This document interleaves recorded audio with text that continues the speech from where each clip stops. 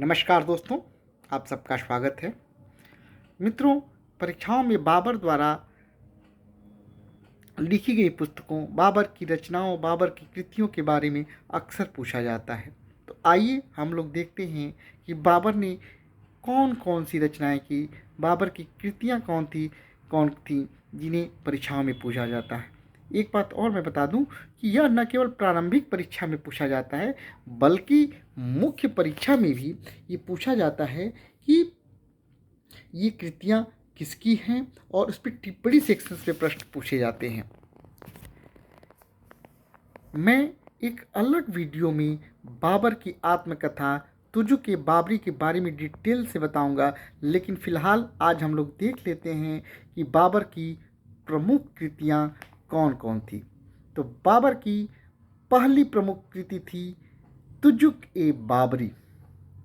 यह बाबर की आत्मकथा थी।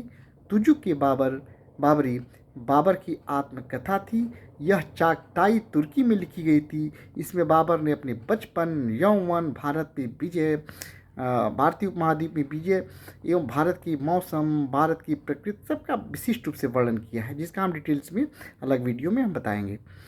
तुजुक-ए बाबरी चागताई तुर्की भाषा में लिखी गई थी। देखिए, अकबर ने 1598 ईस्वी के आसपास इसका फारसी में अनुवाद कराया। फारसी मुग़लों की राजभाषा थी, तो फारसी में इसका अनुवाद कराया अकबर ने, और फारसी में इसका अनुवाद किया तुजुक-ए बाबरी का अब्दुल रहीम खान खाना ने और ब्रेवरीज ने। तो अब्दुल रहीम खान खाना से जब अकबर ने इसको अनुवाद कराया, तो इसमें जो है इसका नाम रखा गया बाबरनामा। बाबरनामा क्या था? बाबर की आत्मकथा थी, जो तुजुक-ए बाबरी तुर्की में जो मूल रूप से लिखी गई थी, उसका फारसी में अनुवाद था। बाबर नामा का एक और तुजुक-ए बाबरी का एक और फारसी अनुवाद किया था, जो है इर्स्किन महोदय ने किया था, और इसका अंग्रेजी में अनुवाद किया था श्रीमती ब्रेवरीज ने। प्रसिद्ध इतिहासकार एल्फिंस्टन तुजुक-ए बाबरी के बारे में कहते हैं कि वास्तविक इतिहास का यह एशिया में पाए जाने वाला एकमात्र ग्रंथ है। एल्फिंस्टन क्या कहते हैं? ये पूछा जाता है, स्टेटमेंट पूछा जाता है अक्सर परीक्षाओं में कि वास्तविक इतिहास का यह एशिया में पाए जाने वाला एकमात्र या अकेला ग्रंथ है। बाबर की जो दूसरी रचना थी, जो दूसरी महत्वपूर्ण रचना थी, वह थी दीवान। दीवान मुख्यतः काव्य संग्रह था। ये काव्य शैली में लिखा गया था, काव्य संग्रह था।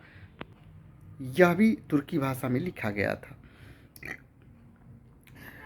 दीवान के बाद तीसरी जो महत्वपूर्ण रचना थी, वह थी रिसाल-ए-उसज या खत-ए-बाबरी। बाबर की तीसरी महत्वपूर्ण रचना क्या थी?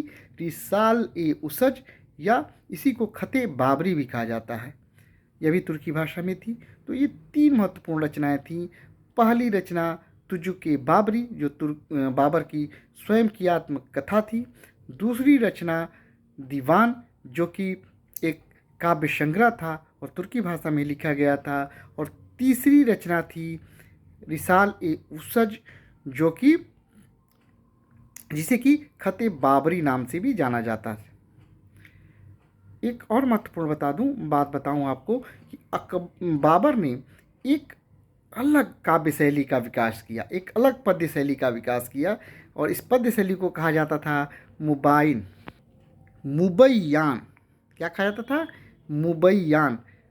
बाबर ने एक अलग काव्य शैली का विकास किया, जिसे एक अलग पद्य शैली का विकास किया, जिसे मुबैयान कहा जाता था। यह भी परीक्षा में पूछा जाता है।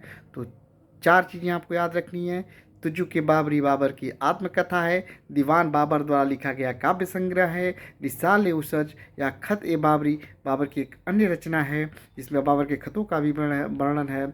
और बाबर के द्वारा काव्य संग्रह का, काव्य शैली का जो विकास किया गया, पद्य शैली का जो विकास किया गया, वो उसकी जो पद्य शैली है वो मुबैयान नाम से जानी जाती है।